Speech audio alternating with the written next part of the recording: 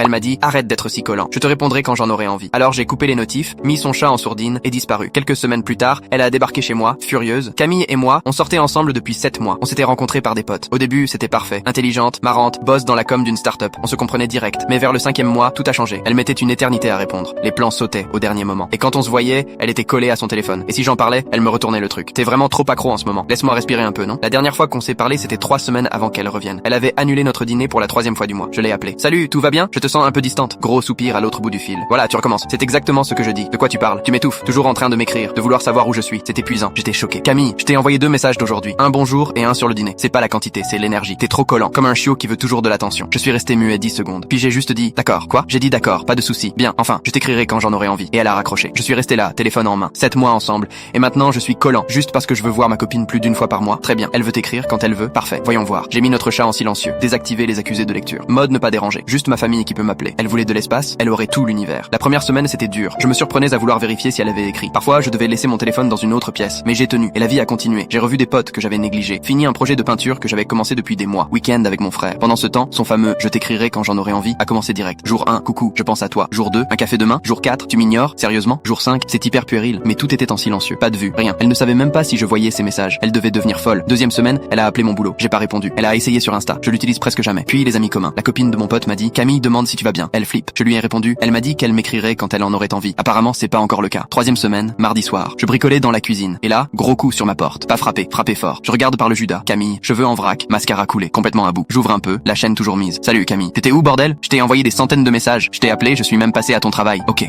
c'est tout? Tu m'as dit que tu m'écrirais quand tu en aurais envie. J'ai cru que t'en avais pas encore envie. Son visage est devenu rouge vif. Montre-moi ton téléphone. Non, pourquoi? Parce que tu m'as dit que j'étais collant et que je t'étouffais. Je te laisse respirer. C'est pas ce que je voulais dire. Si, exactement. Tu voulais de l'espace? Je te le donne. Tu joues avec moi là. Non, j'applique juste ce que t'as demandé. Elle a commencé à pleurer. J'étais stressé par le boulot. J'étais pas bien. Je voulais pas te blesser. Tu me manques? On peut parler? Camille, tu m'as traité de chiot collant. Tu m'as dit que j'étais désespéré. 3 mois que t'étais comme ça. Silence. Elle a juste baissé les yeux.